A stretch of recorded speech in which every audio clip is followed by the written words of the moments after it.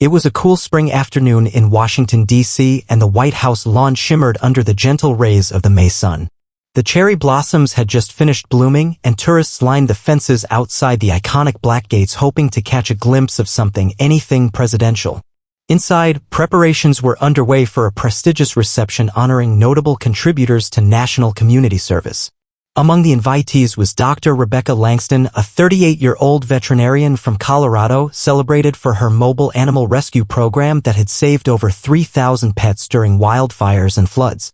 Alongside her came her ever-loyal companion, Maxwell, a 3-year-old golden retriever with a heart as golden as his name. Maxwell was no ordinary dog. He had helped detect signs of PTSD in veterans, acted as a therapy dog in disaster zones, and was a certified comfort companion for children in trauma units. His presence at the White House was granted with special clearance. Approved by the Secret Service after a thorough screening and some hearty tail wags. Dr. Langston had dressed formally for the occasion. A sleek navy pantsuit and conservative heels, while Maxwell wore a custom American flag-themed bow tie.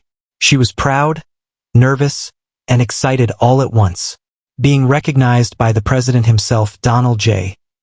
Trump, who was now serving his second term, felt surreal. As the guests trickled into the South Lawn's reception area, the atmosphere buzzed with laughter, light music, and chatter. Waiters glided between guests offering sparkling water, hors d'oeuvres, and gourmet dog treats. Because yes, the White House chefs had prepared a special menu for visiting canines. Maxwell, initially calm, sat obediently beside Dr. Langston as she mingled with fellow honorees and shook hands with staffers. But the scent of grilled bacon-wrapped scallops floating from the outdoor buffet seemed to stir something deep inside his canine soul. His eyes widened, tail swishing. And then it happened. A squirrel.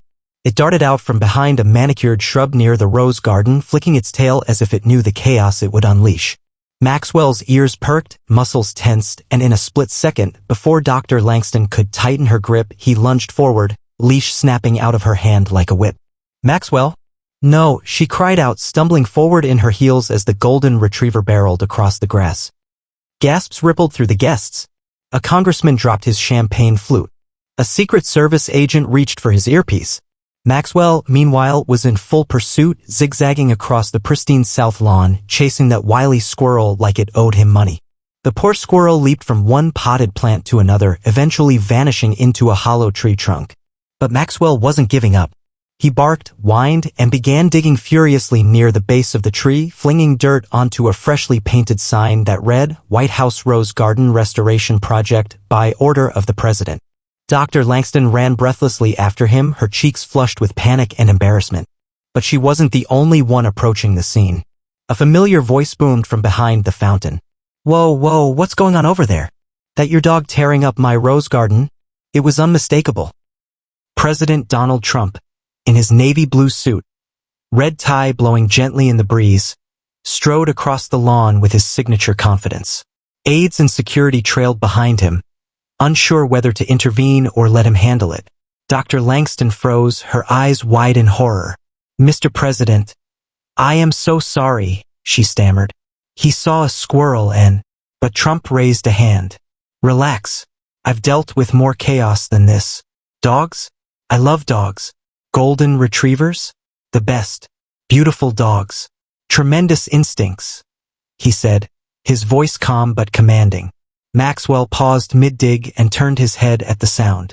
That voice, it was like he recognized the authority. Or maybe it was the commanding energy. Or maybe Maxwell, too, had been watching the rallies on TV. Trump stepped forward, crouched low, and called out, "Hey, Max, come here, buddy." What happened next would stun everyone watching.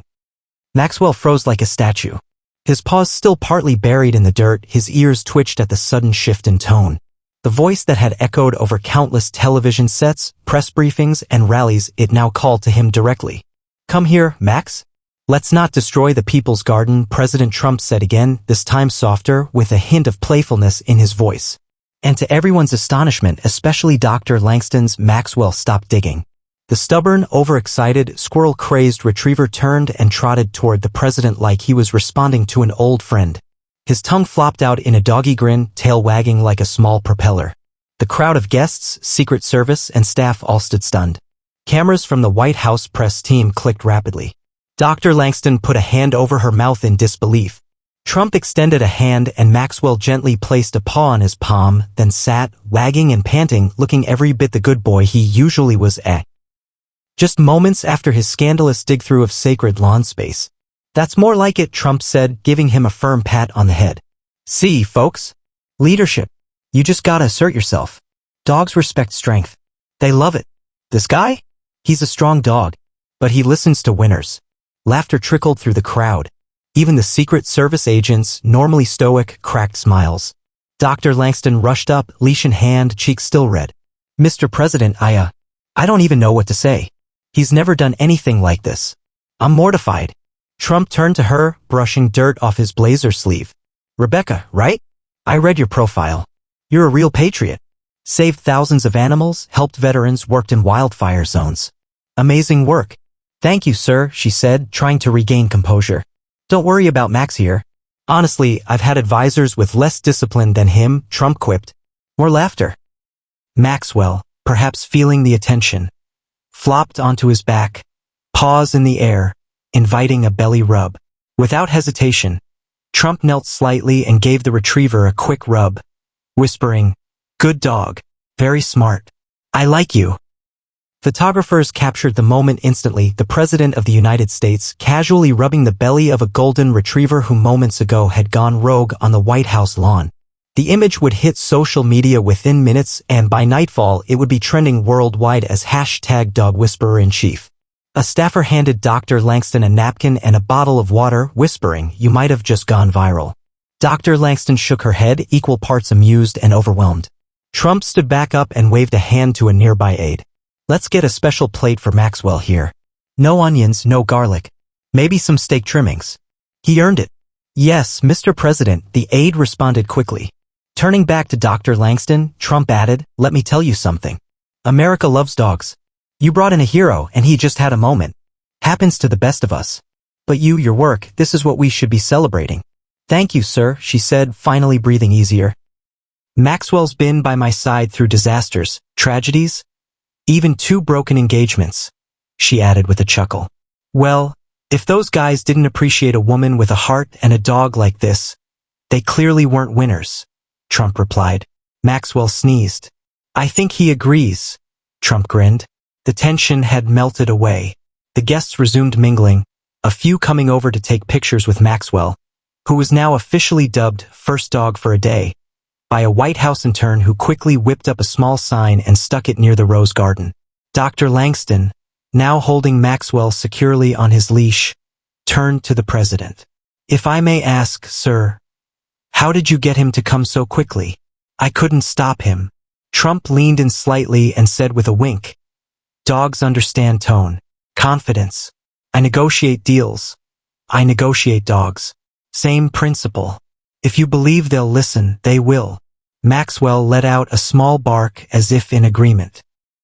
But as the reception returned to normal, none of them realized this wasn't the end of the day's surprises. Something unexpected was about to happen, something that would thrust Maxwell and President Trump into yet another headline moment. Just as things settled down, the faint hum of a helicopter echoed from the distance. Marine One was not scheduled to land that afternoon, but the sound wasn't coming from the White House helipad. It came from beyond the South Lawn, out near the ellipse and the security gate where visitors checked in. One of the Secret Service agents pressed a hand to his earpiece, his brows tightening. We've got a breach at the Northwest Pedestrian Gate. Civilian trying to climb the fence, possibly mentally unstable. Metro PD responding. President Trump raised an eyebrow. Here? Today? Yes, sir. We've dispatched perimeter units. Most guests were unaware of what was happening, sipping sparkling cider and discussing rescue dogs and environmental awards. But those closest to the president tensed slightly. The mood shifted. The calm celebration now had an undercurrent of uncertainty. Suddenly, a commotion erupted near the edge of the South Lawn. A young man, barefoot, disheveled, and clearly agitated, had somehow made it through the first barrier. He wasn't armed, but he was shouting something incoherent about freeing the animals and stopping the mind control. Get back! A guard shouted, sprinting toward the intruder. Maxwell, who had been sniffing a shrimp cocktail platter, immediately perked up. His golden ears twitched. And then he bolted. Again. "Oh no, Maxwell!" Dr. Langston cried, tightening her grip too late. The golden retriever tore across the lawn at full speed, not in play, but with purpose. His head was low, focused. People turned, gasped, and backed away from the path he carved across the White House lawn, beelining toward the intruder. "Stand down. Let the dog engage," one of the Secret Service handlers shouted into his mic. President Trump stood firm, eyes locked on the scene. "He's got good instincts. Let's see what he's made of." Maxwell closed in just as the man reached into his coat. The Secret Service braced for a weapon, but it was a crumpled piece of tin foil and a makeshift antenna. The man screamed something about satellite transmissions as he raised it over his head. But Maxwell was faster. He leapt gracefully, powerfully, and tackled the intruder to the ground with a heroic bark that echoed across the lawn. The man yelped as he hit the grass, wind knocked from his lungs. Maxwell barked again, standing over him, tail stiff, teeth showing, but not biting. Just guarding. Seconds later, 3 agents swarmed in, restraining the man and pulling him away. The foil contraption was confiscated. One of the agents patted Maxwell on the head. "Good boy. You just earned your place in the Canine Hall of Fame." Back at the reception area, murmurs of confusion turned to stunned applause. People had watched everything from Maxwell's launch to the intruder's capture. Some even filmed it. Dr. Langston ran toward Maxwell, leash in hand again, this time beaming with pride. "You did it, Max. You really did it." President Trump met them halfway, eyes gleaming with admiration. "That was incredible. Fast. Precise. Better than half the people we've got in Homeland Security. Guess that therapy training came in handy after all," Dr. Langston said. Trump turned toward one of his senior staffers. "Let's get this dog a medal." "I'm serious. Presidential Medal of Pawsomeness. Make it happen." The aide blinked. "Sir, that's not a real award." Trump smirked. "It is now." Maxwell sat politely, wagging his tail, tongue out and beaming like he understood every word. Dr. Langston knelt beside him, overwhelmed by the moment. From an almost disastrous disruption to national hero, Maxwell had turned the day into a legend, and President Trump had been at the center of it all. But the day wasn't over yet.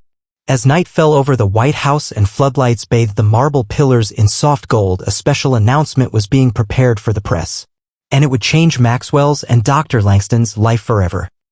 Later that evening, as the stars began to twinkle over Washington, D.C., the Rose Garden glowed under soft lantern light. Most guests had left, but a few remained, lingering to take selfies with the floral arrangements and pose near the now-famous "First Dog for a Day" sign, propped beside a new plaque that simply read, "Maxwell the Hero." Inside the White House, President Trump sat behind the resolute desk. His red tie slightly loosened, a Diet Coke in hand, he tapped the desk lightly as he watched a live replay of Maxwell tackling the intruder, now playing on multiple cable networks. "Look at that jump," Trump said to his chief of staff. "You see that? Precision. He's like the Tom Brady of dogs." "He definitely saved the situation, sir. There's already a social media campaign calling him a national treasure." Trump grinned. "They're not wrong." Just then, a staffer stepped into the room. "Dr. Rebecca Langston is here, as requested." "Perfect. Bring her in." Dr. Langston entered with Maxwell trotting beside her, wearing a shiny new leather collar, courtesy of the White House gift shop. Maxwell sat obediently beside her, tongue hanging out in classic retriever style. "Dr. Langston," Trump said warmly, gesturing to the seat across from him. "Take a seat. I wanted to speak with you before you headed back to California." "Thank you, Mr. President." Well, we're still trying to process everything that happened today. You should be proud. Your dog showed the kind of instinct and courage that defines America," Trump said. He looked at Maxwell. "You, my friend, are a tremendous animal. Probably one of the best." Maxwell wagged in appreciation. Trump leaned forward. "I want to make a proposition. We need a White House therapy and security dog. Not a full-time K9 like the Secret Service has, but a companion, someone who can bring comfort to wounded veterans, Gold Star families, kids at events, and maybe, occasionally, tackle a maniac if needed." Rebecca blinked. "You want Maxwell to be that dog?" "I do," Trump said plainly. "But only if you're willing. He'd stay here part-time, maybe fly in for official events. I'll make sure he's treated like royalty. He's already more popular than half of Congress." She laughed. "That wouldn't be hard." "True," he chuckled. "We'd call it the Presidential Companion Program. You'd help oversee it." Not just with Maxwell, but help us find and certify dogs across the country. I want veterans involved too. Therapy, protection, emotional support. America needs this. Rebecca was stunned. Her job back home was meaningful, but this was history in the making. I don't know what to say. I'd be honored. So would Maxwell. But I'd still want him to be a rescue ambassador. That's what he was trained for. Trump nodded. Of course. That's part of the appeal. We'll run a national campaign on adoption. You and Max, face of the movement. Every pound dog in America will want to be like him. She looked at Maxwell. He stared back at her with loyal, sparkling eyes as if saying, "Let's do this, Mom." "All right," she said. "We're in." Trump stood, extended his hand, and she shook it firmly. "You just became part of White House history." Maxwell barked once, loud and proud. "Oh, and one more thing," Trump said, walking to a side cabinet. He opened a drawer and pulled out a velvet box. Inside was a small medallion, custom engraved, clearly fast-tracked in just hours. "Maxwell, on behalf of the American people, I present you with the very first Presidential Medal of Pawsomeness." He clipped it around the dog's neck. Cameras clicked. Aides clapped. Maxwell wagged like he'd just won the Super Bowl. But outside the White House gates, something else had begun to stir. News vans lined the streets. Hashtags exploded across platforms. And somewhere in Middle America, a young boy sitting in a shelter, hugging his own rescue mutt, turned to his mom and said, "Can my dog be like Maxwell someday?" Within 24 hours, Maxwell became a household name. Every major news outlet carried the headline, "Golden Retriever Stops Intruder at White House, President Trump Awards Dog Medal of Pawsomeness." It played on CNN, Fox News, MSNBC, even late-night hosts couldn't resist making a joke about how a dog now has better approval ratings than Congress. Dr. Langston's phone was flooded. Animal shelters across the country reported a spike in walk-ins and adoption applications.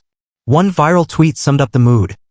Maxwell proved what every dog parent knows. Rescue dogs aren't broken, they're just waiting to save the world. In a rare bipartisan moment, Congress even passed a resolution recognizing Maxwell's heroism.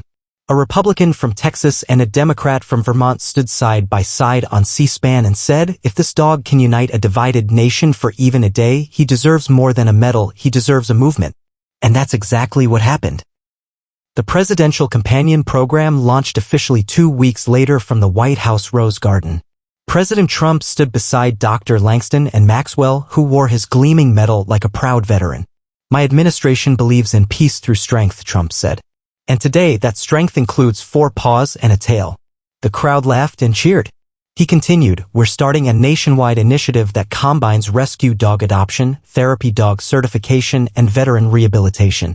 Dogs like Maxwell will travel the country. They'll comfort the grieving, calm the anxious, and if needed, take down the occasional maniac." Maxwell barked at the perfect moment. The program grew faster than anyone anticipated. By the end of the month, over 3,000 dogs had been registered for training. Veterans, former police officers, dog trainers, and even teenagers joined the cause. Local shelters renamed wings after Maxwell. Dog collars flew off pet store shelves, especially the Presidential Hero Edition. Children's books were written. A film studio even secured the rights to make a movie titled Maxwell, the First Dog Who Took a Stand. But amid all the fanfare, Dr. Langston stayed grounded. She and Maxwell traveled to schools, VA hospitals, animal shelters, and even stood alongside grieving Gold Star families at a candlelight vigil on Memorial Day.